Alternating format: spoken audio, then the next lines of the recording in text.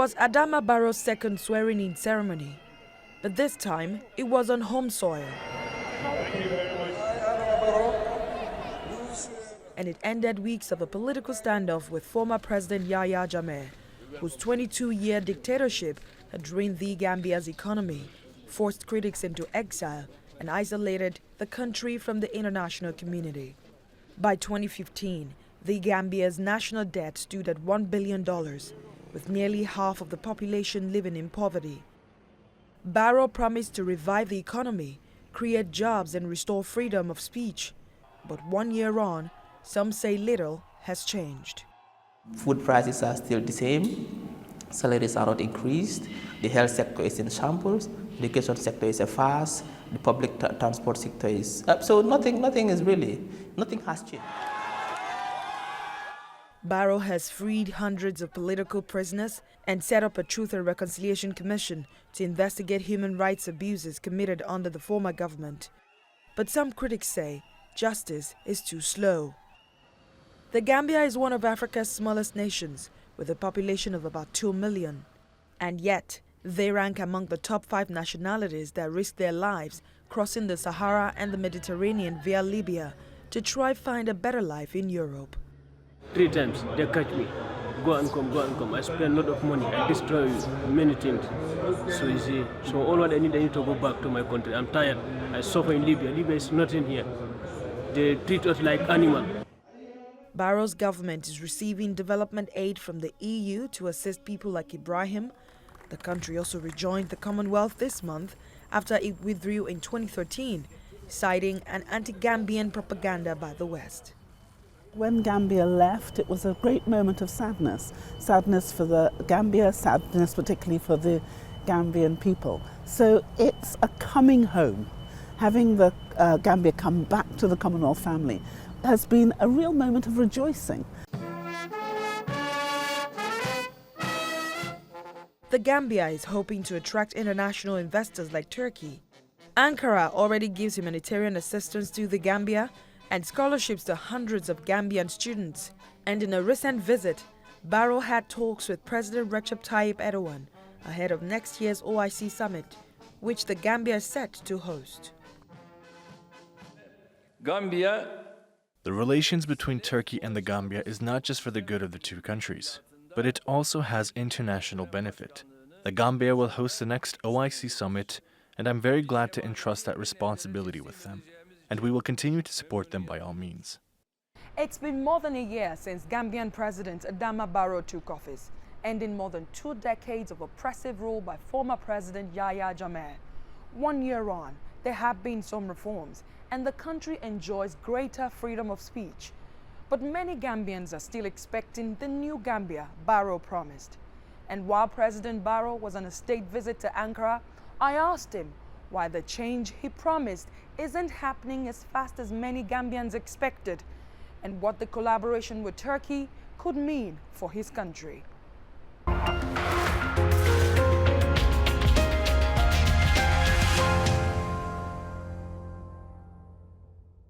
Mr. President, this is your first state visit to Turkey as president, and you met with President Erdogan. What was the outcome of that meeting? It's my first visit, as you said. Yes. We have a long tete-a-tete meeting, ranging from different issues. But I think if you look at the background of the Gambia, we have passed through a transition period. And Gambia was disconnected from the world. When we came to power, this was something that we have to work on, to bring back the Gambia on the spotlight, to connect the Gambia to the world. This was part of what we have to do. And I was invited by the president of this great country and a great leader. It was a big opportunity for me to respond to this invitation positively Basically, we discussed a lot of things, but the most important was about the OIC. He's the current chairman, and the next host is the Gambia. So I'm looking forward to be the next chairman. So that was, I think, the biggest issue that was discussed yesterday. How significant is that, hosting OIC Summit for the very first time ever It's for very, Gambia? very significant. It's very significant for different reasons. The OIC family is a big family. Significant in that aspect. Gambia as a small country hosting the OIC, that makes it also very significant. And I'm just 1 year in office. I think it will be an honor to host such a big event. You became president at a very precarious time in Gambian politics, in Gambian existence. Post-Jammeh era, Jammeh committed a lot of notorious human rights atrocities, and the victims of those crimes are still seeking closure. 1 year into office, sir, some of them, most of them, have not received justice for some of those crimes. What's going to happen now to those victims? Are they ever going to get justice? Running a country or a government is a process, a system. And I think exactly we are doing that. We are following the due process. Two wrongs cannot make a right. That's why we have set up commission of inquiries. The truth and reconciliation. Before we can do anything, we have to establish the truth first. Then that will determine what will be our next action. We have to get to the bottom of whatever happened.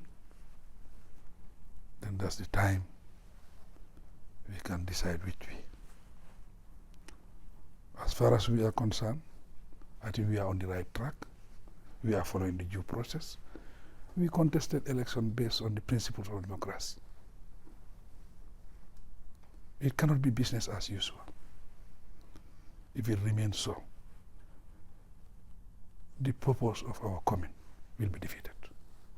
How far are you willing to go with the findings of the Truth and Reconciliation Committee?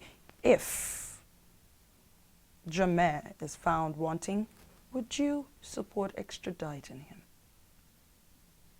I think I have made my statement very, very clear.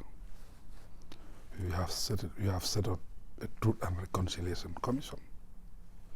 We want to make sure we get to the bottom of everything that happened in that country. But then that will determine, that will dictate what will be our next move. What do you say to those who say the process is too slow and nothing might come out of it?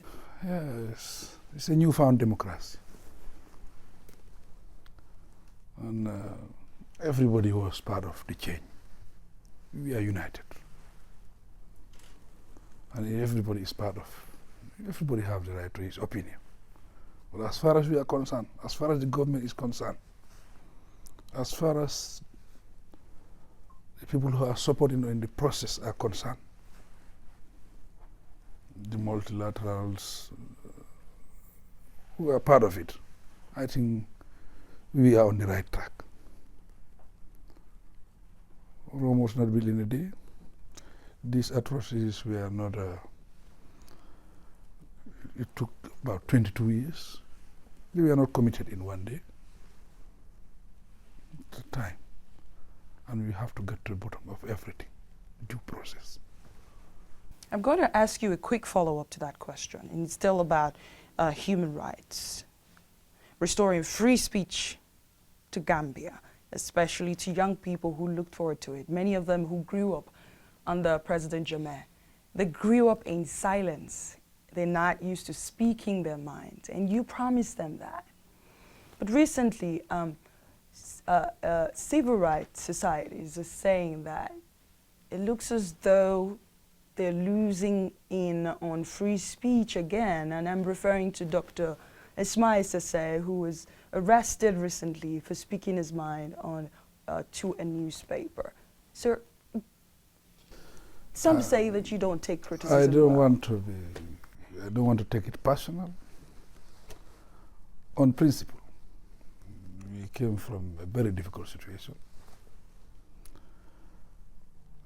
And we are very concerned about our security situation in that country. As we speak, we still have foreign troops in my country who have to intervene during the impasse for us to get a peaceful solution that is top in our priority. Military rule in the country for 22 years. It was very difficult to distinguish who is a military, who is police, who is an intelligence. It's a very sensitive issue. We will not want people to incite violence, to make stories that will take us back to the Jammeh's era. You have the right to your opinion. If you believe in that, but you have also have to be careful and you have to take responsibility. That's why we are very concerned about security. If you talk about security, I think it's the right of the police to question anybody if it is within the law. The law says 72 hours to question somebody and find out what is the information all about as far as you are talking about security. I think this is within the law. He's not above the law. I am not above the law. Nobody is above the law. I think if you look at the TV these days, the police are inquiring about the prime minister in Israel. He's the prime minister, but he's not above the law. So nobody is above the law. We want to work within the law. Police can question anybody, at least for a duration of 72 hours. You said we still have regional troops in the country. Activists are also questioning why you still have ECOMIG in Gambia when Gambia has an army. This is not the first time you have foreign troops in a foreign country. But for how long? Foreign troops have been in Liberia for long, in other countries. Not the Gambia, didn't start in the Gambia. But the impasse that happened in the Gambia, that impasse makes us to get those foreign troops in our land. And I think they played a very important role to defend the Gambian people, to defend our constitution, to make sure the voice of the Gambian people is respected. I think they did a very good job. As I said, it's a process. We are going in for reforms. In those reforms, I think the security is part of it. They cannot just leave prematurely. We have to reform our country. We have to reform the security sector. That's why we want to educate them. I am the Minister of Defense. Every minister works towards your ministry. I think I'm doing that to make sure I have one of the best army in Africa. And I want that to be part of my legacy so that the process of democracy will continue. We lay a very strong foundation. This is what we want in that country. And I think the military have a very important role as far as democracy is concerned. To educate them so that they know the dispensation, how to operate in a civilian government, in a democratic process, in a democratic government. They're very significant. If they are part of the democratic process, they accept it, then that means the Gambia will move on. And we are very concerned about that. So what would you say to the rumor mongering about you not confident in your own army? That's why you haven't visited any military camps since you resumed office? Well, why single out the military alone? I didn't visit the police. I didn't visit the customs. They generate our income for us. I didn't visit them. I didn't even visit the Vice President's office. Why the army? Why the army? Why? That's why I'm asking. Why single out the military? They are part of the system. They are part of Gambia. They are part of the government. They are as important as other institutions. I didn't visit any institution. 2 other lieutenants that fled with Jammeh sneaked back into the country, and you called that situation a breach of security. Do you still feel that way? Yeah, it was a failure on our side, the side of the security. But as I said, it will take us time. It's a process to make sure our security forces are trained, they have capacity to handle such situations. I think that is an issue that everybody should think about as far as Gambia. You got the internationals to believe in Gambia again. I'm talking about IMF. You released political prisoners. Everyone was excited for Gambia in that regard. You canceled Jammeh's plans to withdraw Gambia from the International Criminal Court, but unfortunately, not much has changed for the Gambia in terms of economy. Do you have an economic plan to take Gambia to the destination you imagined when you became president? I don't think that question is very fair on our side. I think a lot have changed as far as Gambia is concerned. We took over a government that have less than 1 month import cover. Within a short period of time, we can now proudly say we are 4 months import cover as far as Gambia is concerned. And we have stabilized the economy. Currently, the governor of the central bank is the governor of the year in Africa for turning the corner. I think we have achieved a lot. Our income have increased by 20 to 25%. Borrowing have gone down. Treasury bill interest have gone down. It was 23%, now it's less than 10%. Banks interest rates, 28%, 30%. It's less than 20%. I think the question was not fair to me and to the Gambian people. If you look a young Gambian in the face right now, what would you say your plans You have to build a recovery? strong foundation. You have to win the confidence. How long would that take, Mr. That's what President? we did in 1 year. The jobs will come very soon. Because now the tourism sector, it used to be 6 months. Now it's going year round. We are expecting big hotels coming. Over 10,000 beds will be built. And we are expecting to create 25,000 green jobs. I think a lot is happening. But we cannot change everything one day. We cannot employ everybody within 1 year. Now that Even 5 years is not enough. that brings me to my next question. Mr. Even President. 5 years is not enough. When you campaigned, one of the points that got you those votes, Mr. President, was the fact that you want to come to Gambia to help reform the system and step back. You said 3 years. You said 3 years, Mr. President. If you are campaigning, What changed? you can say all sort of things. But if you get to office, you face the reality. What were the realities you faced? This is the ones I'm telling you now. I never thought that Gambia is less than 1 month import cover. I never thought so. I never thought Gambia is looted up to that level. I never thought so. Even the crime rate, I never thought that it is up to that level. I never thought so. But when you get to the office, now you face the reality. The reality is we have a mountain to climb.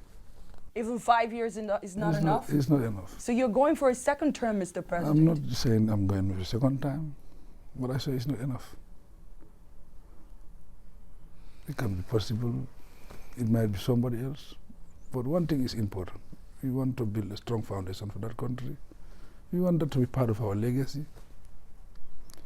so that others who will come after us will not feel the same as we are feeling today. Jammeh still has a lot of supporters in Gambia, which means every now and then they're going to protest and come up with all kinds of protests. Mr. President, are you working on bringing some of those who are now your biggest critics We want to on bring board? everybody on board. As far How as do you Gambia is want to do concerned. that, Mr. President? Because I've always said it. We were united, that's why we were able to defeat the dictator. And believe me, with or without coalition, I was destined to be president. It's not easy to come up as a candidate within a period of 3 months. You are in power. When I toured the country as my party's candidate, that turned everything in the Gambia. My crowd was the biggest crowd ever in the history of that country. And it was with my party. It was not coalition by then. That forced everybody to the table. That we can make a difference. That we can make this change. That gave us that confidence and everybody to come on board. And that was just with my party. There was no coalition by then. The records are there. So if I say I was destined to be president, I think you'll agree with me. Well, Mr. President, what do you say to critics that call you an accidental president? What do you say to people who said you've never had any political experience? The best you had was 3 months of that position as a treasurer of your party, and now you're president, and people feel that some of the failings of your 1 year is because you've never been a politician. I'm a political animal. I've been part of the politics. I was there to help the process. Because I've seen people who have been suppressed in that country. So I feel that I should be part of that process to end the suffering of the Gambian people. Yeah, a lot of people are talking today, but they were there. When we wanted to gather a flag bearer for my party, we make it open. We advertise it.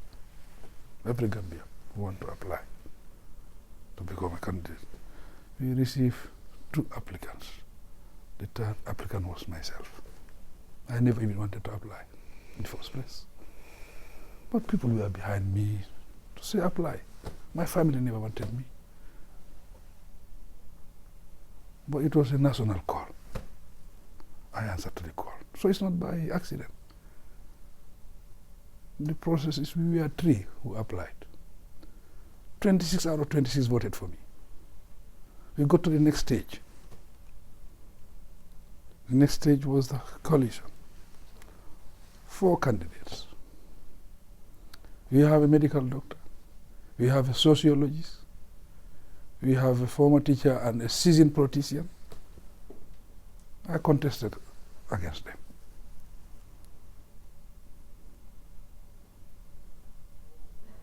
I was again, I imagine, a winner from that process. Not a winner, absolute majority. I scored 308 votes. The nearest rival got 75 votes, with all their experience and everything. So it was a process. It was not an accident. What was going through your mind when Jammeh refused to step down? Remember, you were sworn in another country.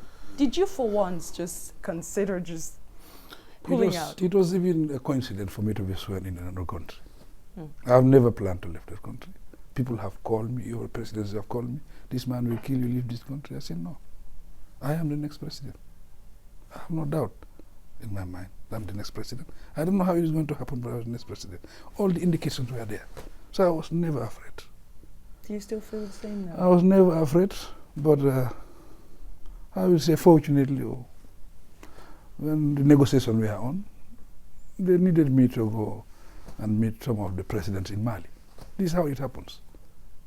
We even called, the president was called to be informed about it.